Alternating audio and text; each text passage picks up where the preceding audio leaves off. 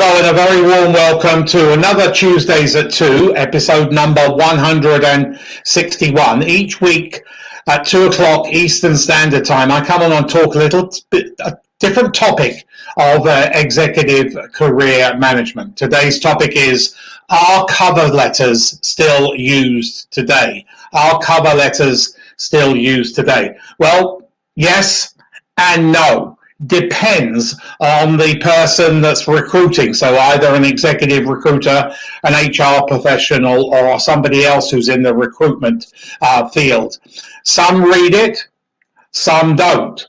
Some read it back to front, upside down, and really detailed. Others just put it in the recycle bin. So I cannot clarify that answer 100% for you, but it's like the Boy Scouts motto, be prepared. You never know whether they're going to put it in the recycle bin or whether they're going to read it, and whether they read it intensely in detail and have a look at it, really scrutinize it, because why you are the perfect candidate. This gives you the chance to really relay, along with your resume, your CV, why you are the perfect candidate for a particular job. So you never know whether they're going to whether they're going to read it. So protect yourself, reduce that risk, and protect yourself. And always send a cover letter. Just to be on the safe side. So let me talk a little bit about cover letters. A cover letter is written in the personal pronoun, and it takes you from today forwards. And a resume is a historical document. It takes you from today backwards. So a cover letter today forwards in the personal pronoun, and a resume CV today backwards. If anybody's got any comments, doesn't have to be related to cover letters, talking about their career or whatever, something's on their mind, please put it in the comments, and I'm more than happy to answer it as we go through this Tuesdays at 2. So resume takes you from today backwards, and a cover letter takes you from today forwards. So be prepared, always be prepared. Never lose out on that opportunity just simply because you didn't send a cover letter. A cover letter needs to be 1 page. Don't go to 2 pages. Very succinctly, make that impression. This is your chance to wow the reader at the other end, let alone go through that ATS scanning application. So keep it to 1 page, don't go to 2 pages. So there are different types of cover letters according to the audience that you are sending to. So the one that I suspect the bulk of you will be using, although it's only the small percentile of the jobs available, is an advert. So replying to an advert. And therefore you need to articulate your promise of value, your differentiator, and why they should choose you. Take some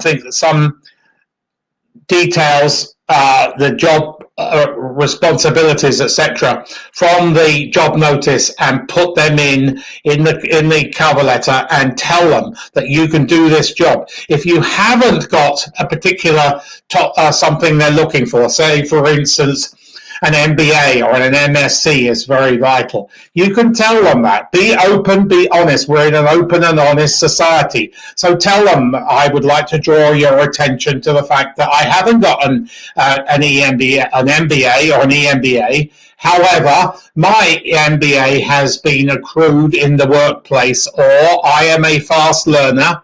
And when you hire me, put it in the really powerful tense. When you hire me, I will onboard an MBA, a part-time MBA, and I will ensure that I study for an MBA. So put it in the very powerful. So somebody's come on already. So Olgo, how are you? How much info should we include in the letter? And how is the job market nowadays? Well, nowadays the job market is slowly coming down. It's getting slower. It's not as hot as it was before Christmas across the world, all functions, all levels, all industries, all sectors, etc. Because I keep a tab on that through my vast network. But it's still good. it's still good. So I wouldn't really put any worry about that. Come back to me in a few weeks' time and may have a different story to tell. But yes, it's good. And many of my clients are still getting themselves into multiple interviews and multiple offers. In fact, later on today, I've got a coaching session with a CFO who's got in the US who's got 4 job offers. So so it is good. So don't think it is slowing down, but it's not slowing down to a snail's pace. Far from it. And what detail should you go in? Well, cut and paste or copy some of the use some of the literature or the script, the text from the job notice and put it into the cover letter, but don't go to more than 1 page. Keep it. You can decrease the margins, but keep it to 1 page. So be very detailed and give them a specific reason, the value that you will bring on your appointment. Say on my appointment, I will bring ABC company this or that or whatever. Okay, so that's the advert cover letter. The next one is a letter to an executive recruiter. So in that one, you must tell them, one of the criteria is you must tell them whether you're willing to relocate, because an executive recruiter, let's use where I am here in Canada right now, an executive recruiter in Toronto could be hiring in Vancouver. A Vancouver recruiter could be hiring in Toronto. So they're mainly domestic. They're not generally, even the big firms, the international firms, they mainly hire or recruit internally within the country where they are based. They don't generally go out of that particular country. So give them a reason, give them whether you're willing to travel. And if you are, tell them the percentile of the time that you are willing to travel. And then if you're not willing to travel, tell them that. Be very specific or relocate. Tell them that because many jobs people want to relocate, and so you tell them that. Be very, very clear. So tell them whether you're willing to travel or not, and then give them a percentile of time, and tell them whether you're willing to relocate. The next one is direct mail. So say, for instance, you want to go and work for ABC company or XYZ company. So using LinkedIn, you find the person who will be your boss or your boss's boss, and you start to see if you can network it with him or her. Don't be as overt as saying instantly, I want a job. It's all about relationship building. The whole of career management is about relationship management, relationship building. So don't be very overt, even somewhat rude in asking straight for a job. Build that rapport, build that relationship, nurture it, and then ask for, tell them, that you've been following ABC company and do you believe they've got the great future, a great product, great service, great culture. They may be going IPO. There's a variety of reasons why you would like to be hired, because remember that the bulk of the jobs, doesn't matter where you are in the world, except for a couple of Asian countries, China and Korea, the bulk of the jobs are not advertised. They are hidden. Here in Canada, it's 80%. In the US, it's 73%, and then it goes down the further east you go. But still a huge chunk of the overall 100% of the jobs that are available anywhere in the Western world. So that's recruiters, the direct mail. So we've done advert, direct mail, and executive recruiters. The next one is networking. This is a bugbear of mine. So many people have gone to universities. Some people have done, undergrad and grad, and then maybe a PhD or another master's or whatever. And so they may have 2 or 3 alumni that they can tap into. That alumni is like a golden database for them. People never use that database, that alumni, because you're part of a club. You spend a lot of money, a lot of blood, sweat, and tears that went into getting into that university and exiting the other way, the other end with a degree or diploma or whatever. So use your alumni. Some of these alumni are in the hundreds of thousands, and if it's kept up to date, well, that's very, very important. That is, but try and keep your profile on the alumni list up to date, and that means hopefully everybody else will. Some people don't, sadly, but you could hunt for companies that you want to go and work for, and then you could start to network with people at ABC company or XYZ company or DER company or whatever. So network, and there's a variety of networking opportunities. Go to in every major city across the world, there is meetup.com, MEETUP.com. And there are many different networking groups available. And then there are always executive networking groups or businessmen's networking groups. There's chambers of commerce. There's a board of trades. There's all sorts of places where you can network in person. And then, of course, networking online is very, very crucial. If you're not on LinkedIn, you're committing career suicide. But don't just be on LinkedIn and think it's going to work for you. You need to be active on LinkedIn. So that's the networking. And then the final one of the 5 is a PAIN, PAIN, PAIN cover letter. So even in good economic times, like we're in right now, there are going to be companies in pain. There are always companies in pain. And through your networking, your relationship building, you might uncover some particular problem, pain point of that particular company where you would like to go and work. So do a little bit more detail, have a little bit more research, go and network with people off the hiring line and see what they're talking about, this pain point, this problem around the water cooler. Network with people who just recently left that company. You can find them on LinkedIn and do your research, and you might uncover something that's crucial. They may not be driving revenue if you're in sales, or they're falling below their targets, consistently falling below targets or quotas. They may be in trouble with the tax authorities, or they may be in trouble with corporate governance, or all sorts of different things. If you uncover something and it's your area of expertise, there's a great business case, providing you do the research, a great business case to understand what their pain points is, and go into somebody who would be in a hiring authority, maybe your boss or even the CEO or somebody on the C-suite. So I think we've got another couple of questions from Aldo. Is it professionally acceptable to address via LinkedIn? How should you do that without getting badly flagged? Is it professionally acceptable to address I don't know, address what, Aldo? Perhaps you can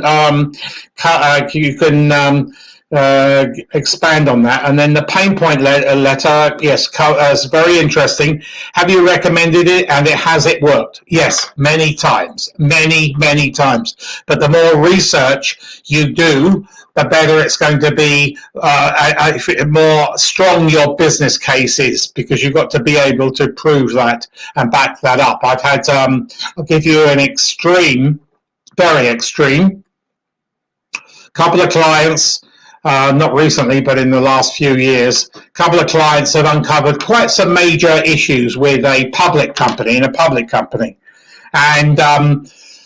so they put a business case in a cover letter, and then they visited the CEO or CFO or COO. I can't remember exactly who it was, but anyway, they visited. They had an in-person meeting, and they brushed them off. They didn't want to know. It was like they knew there was problems, but they didn't want to discuss it there and then.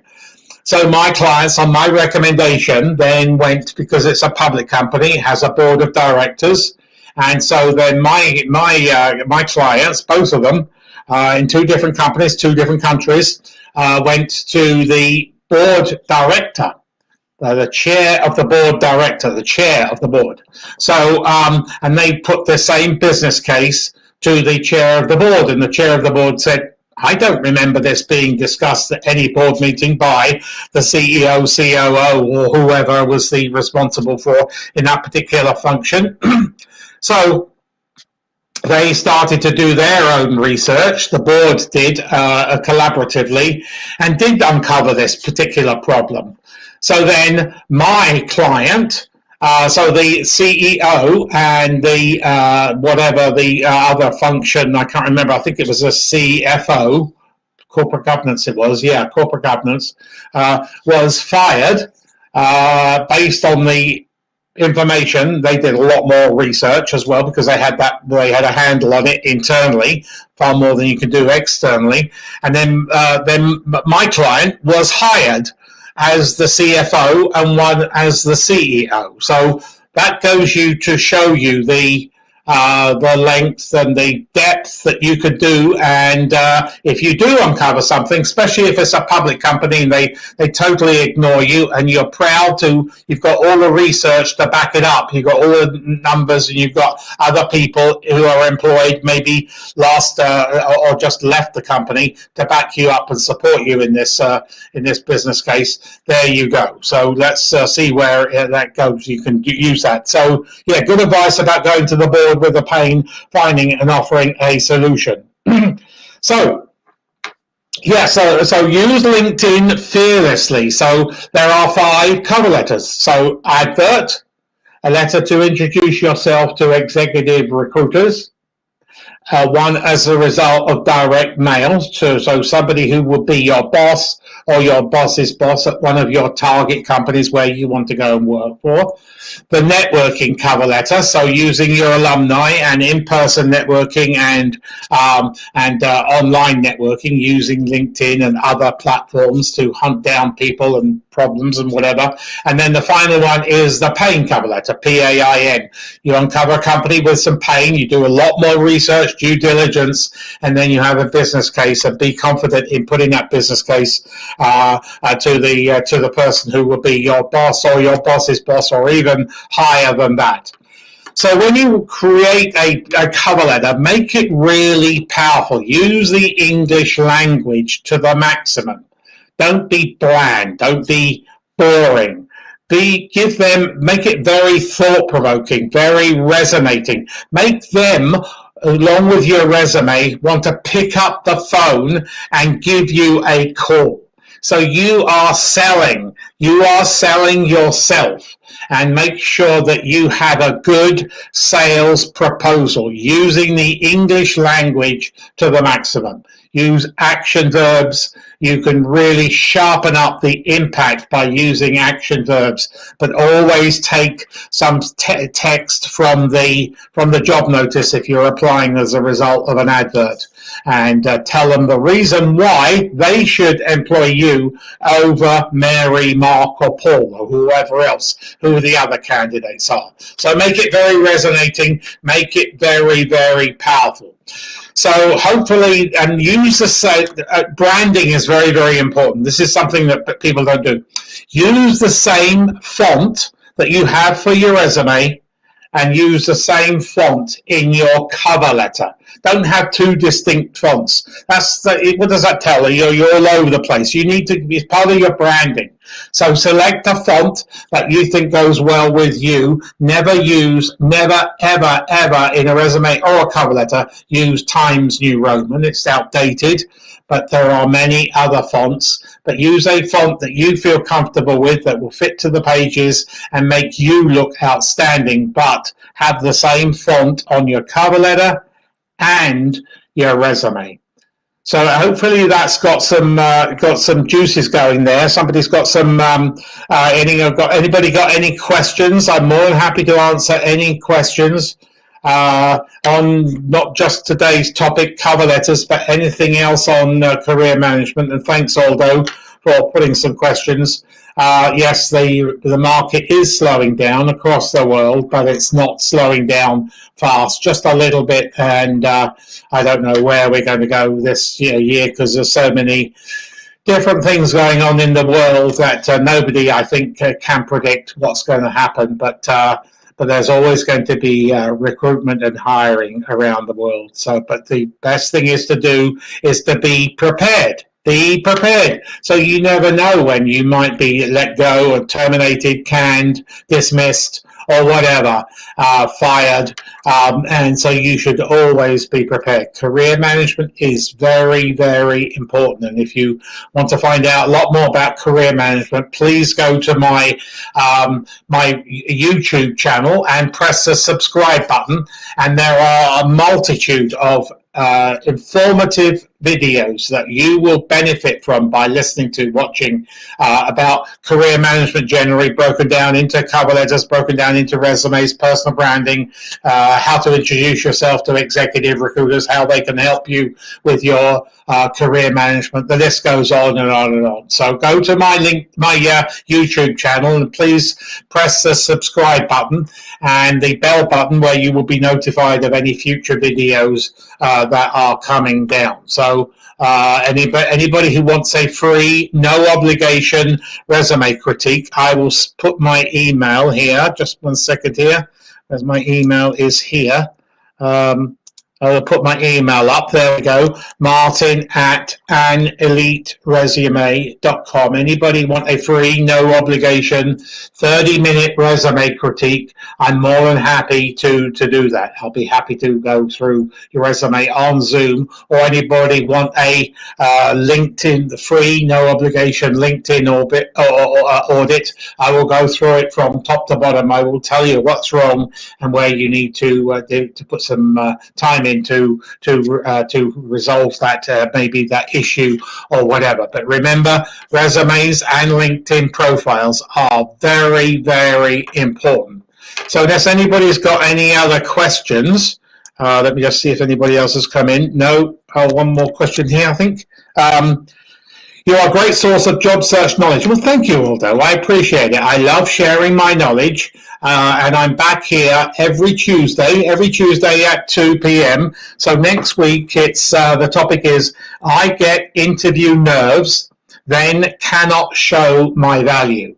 I get interview nerves and then cannot show my values. Perfectly acceptable to get nerves on an interview, but I will tell you how to combat that next week. And I also have I go live 3 times a week on Fridays at 2 p.m. and Mondays at 9 a.m. I got career tips for a crazy world, a 1-minute quick career tips. So thank you very much, Aldo. Thank you for those listening. I can see quite a few people on YouTube, and I'll be back next Tuesday talking about interviews, and I will be back on Friday, my 1-minute career tips for a crazy world.